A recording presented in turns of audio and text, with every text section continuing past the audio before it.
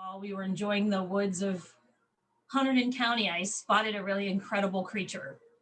It had the most dramatic reds and blacks and white spots on its wings. And then a few minutes later, we saw a flyer on a tree with a photo of this same bug, and it read, "If you see it, kill it." And I was so taken aback. I had never heard of a lanternfly before, and the irony of this message really struck me.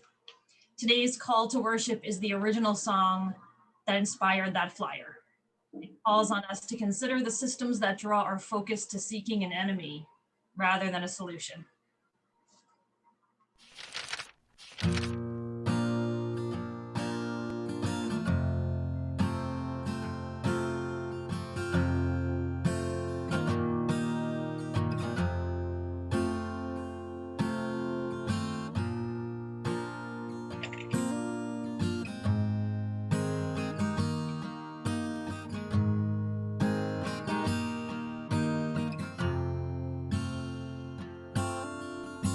No raise in 20 years.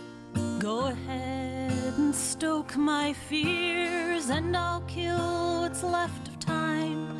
Hunt canaries in the mine. Lanternflies flown too far east. Hapless climate refugees. While Amazon kills brick and mortar, we live stream an insect slaughter, saying if you see who's my enemy? If you see it, kill it. Who's my enemy?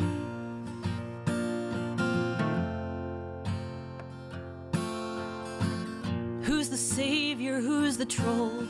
Take my soul, just bring back coal. I'll build your golden parachute. Worship the ground that you pollute. Have your prophets leave me drugged. Tell the kids that Atlas shrugged. Sell the future, I don't care, as long as I don't have to share. If you see it, kill it. Who's my enemy? If you see it, kill it. Who's my enemy?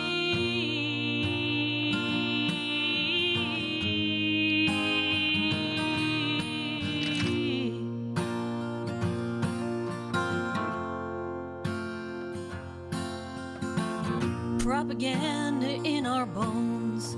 When our brains fuse with our phones, push the levers just like mice, and we won't miss the bees or ice. Science makes us feel like fags, so cover me with guns and flags. Kill them if they're trans and black, and if they're brown, just send them back. Saying if you see it, kill it. Who's my enemy? If you see it, kill it. Who's my enemy?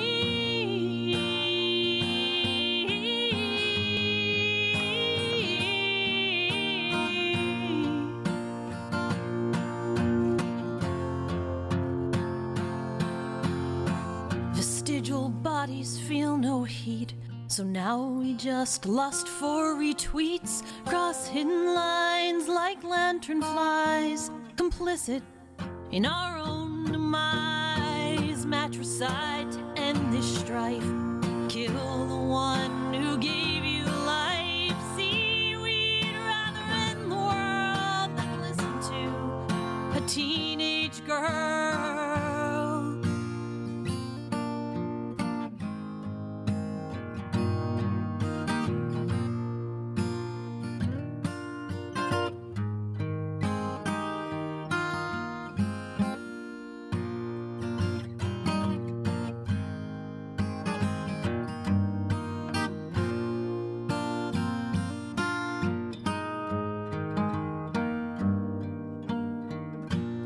If you see it, kill it. Who's my enemy? If you see it, kill it. Who's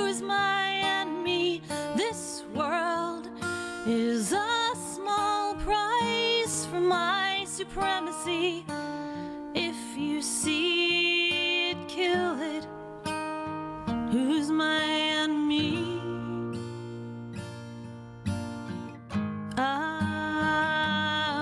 My enemy.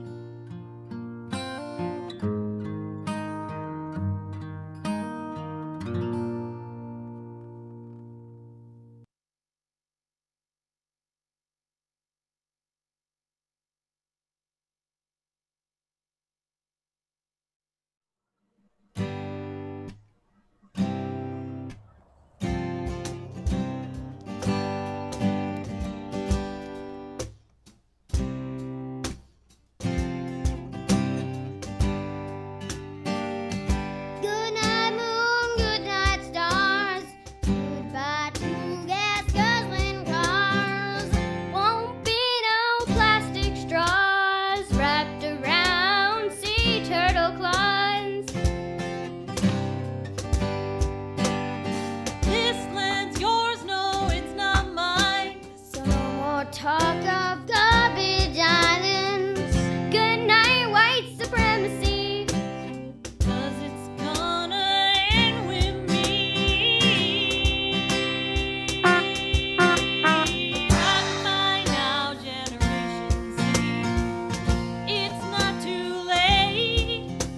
This nightmare gonna end with me. Mama's here, have faith. No more fears of hurricanes.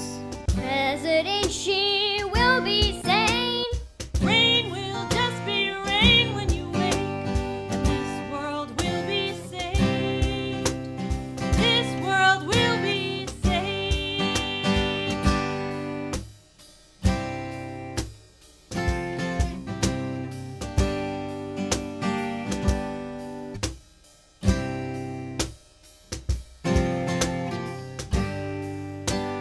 Good night, fascist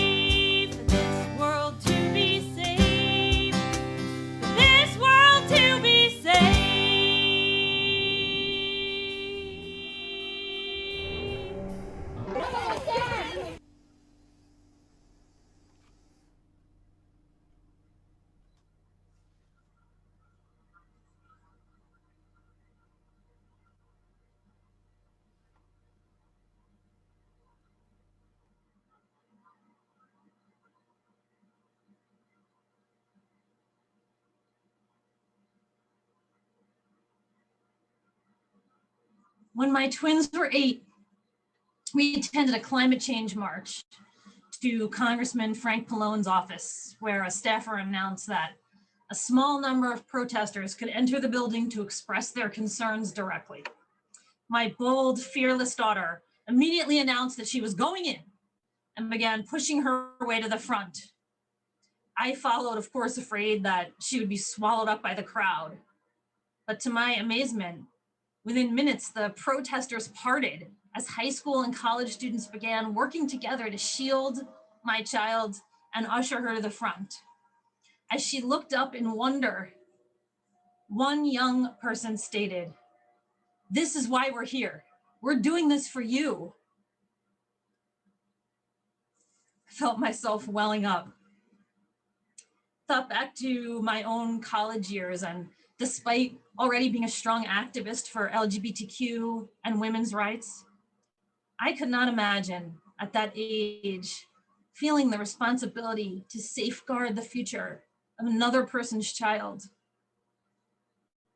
This is my responsibility, not yours, I wanted to say. But why would these young people trust me, or anyone of my generation?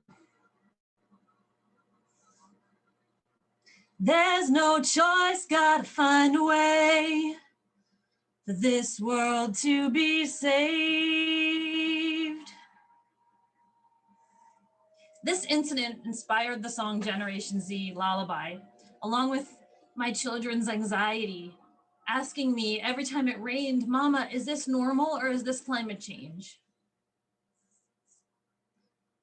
As adults, our climate grief is profound, but it is grief for something we know intimately.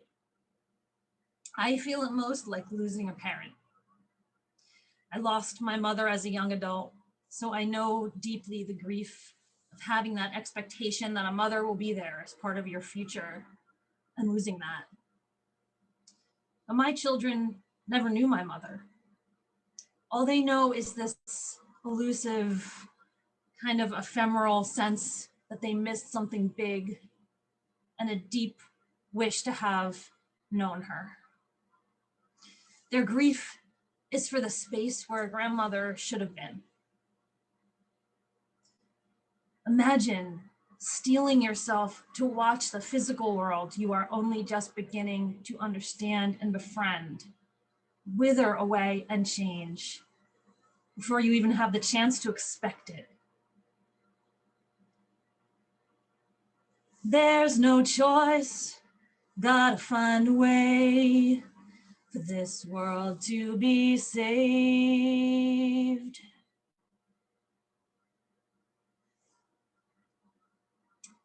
Dear America, a generation of young people don't have the same sense of future that you adults did. Don't have that expectation that whatever happens to them, humankind will go on. That most human experience of expecting both a history and a legacy is fading, and it's on you to secure it.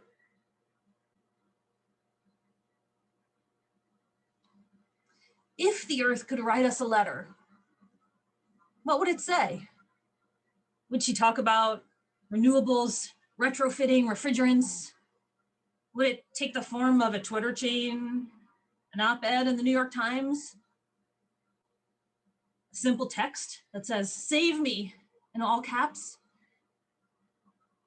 Maybe she would choose to be ironic, recycling or reusing someone else's message, perhaps a discarded protest sign left over from a Black Lives Matter rally that reads, "I can't breathe." Dear America, there is no enemy you can fight. No other can no trans child you can torment not wanting to live to save yourselves. Kill them if they're trans and black. And if they're brown, just send them back. Dear America, when Black, immigrant, and Indigenous bodies pay the highest price for a mismanaged pandemic, when children wander alone through the desert to access the safety and prosperity you inherited, when Black Americans are slaughtered by the state, unity, eviscerated, and scapegoated, you inoculate yourselves to my destruction as well. So yes, no justice, no peace. And no justice, no water. And no justice, no planet. And no justice, no life. So tell me now, what will it be? Me or your supremacy? When I imagine her letter, I imagine it comes in the form of a song. Words alone can't capture the absurd nihilism of abusing, ultimately of killing the source of one's own life. What is the parallel, the analogy to express such a thing? Elder abuse? Matricide? Killing one's human parent does not also result in one's own destruction. What leads a people into a place where self-destruction is not only normalized, but mistaken for empowerment? Kill everything to prove you're free.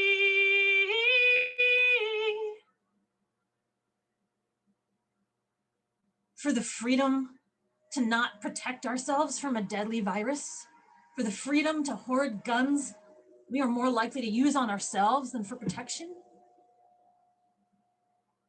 Dear America, our fates are tied. You're all hell-bent on suicide.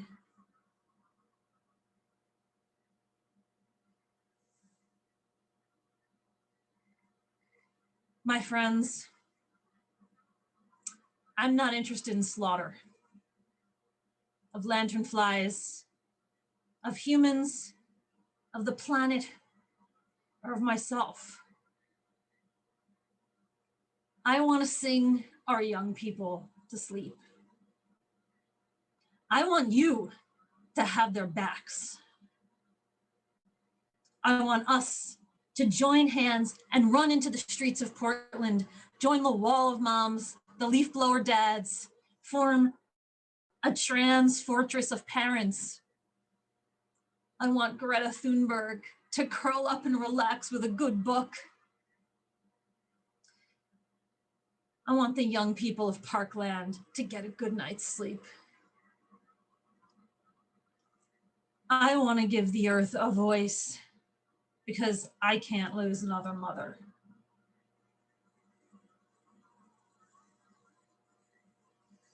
My friends, we live at the crossroads of democracy and planetary stability. White supremacy, climate supremacy, these stem from the same sense of mistaking privilege for entitlement. Entitled to kill, indeed entitled to die. Preferring to cling to racial privilege and patriarchy than to cling to life.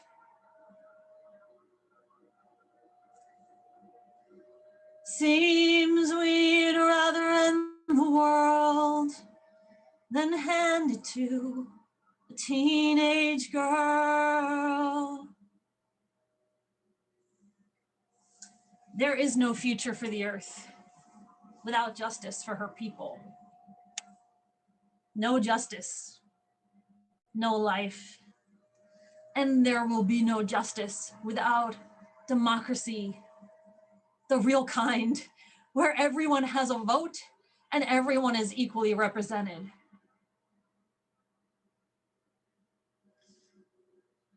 I know you are tired.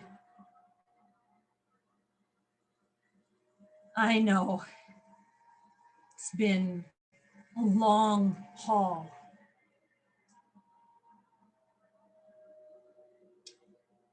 And I know we will either save democracy and the planet by dismantling white supremacy or not.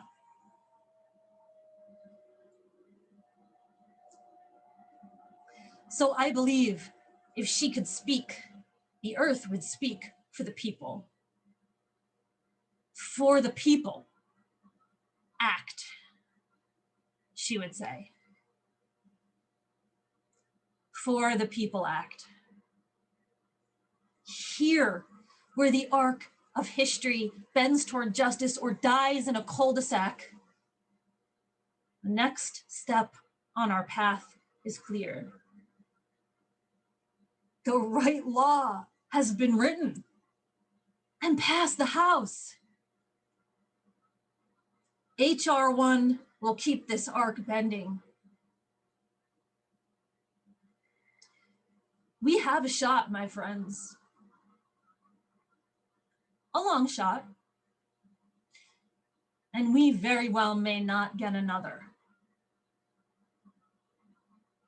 No matter what happens now, we will be the ones who threw the Hail Mary pass. We will be the ones who did enough or didn't. This is a great responsibility, but an even greater opportunity. So let us sing like Lin-Manuel Miranda imagined our forefathers doing in the musical Hamilton. I'm not giving away my shot. I'm not giving away my shot.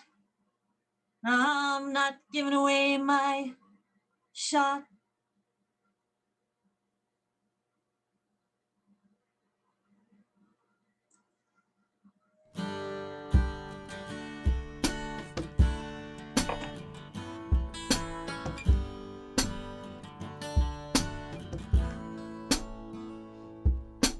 Denied the fires and the rising seas. You were immune to all my screams. Praise the gods of gaslighting. As greed became the realest way. So I crept in more still than sin. A bat, a bug, a pangolin. Then for a while the skies all cleared and all the white folk disappeared.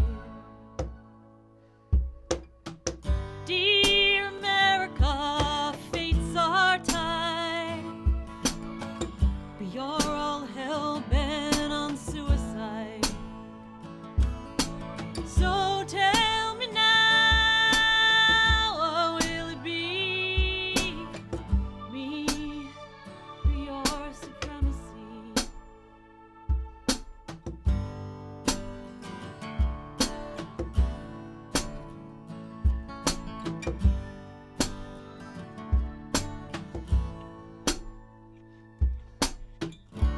Could have gone a different way. That fall back in Miami-Dade, the hanging chads were razor thin.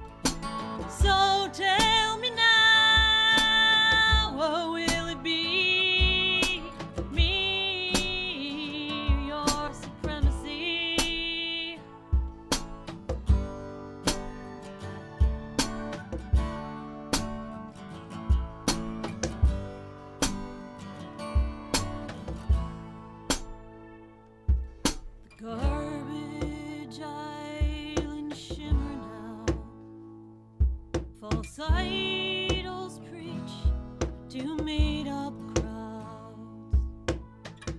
Again, black bodies pay the price. Another round of genocide. Wrapped in your fragility. Kill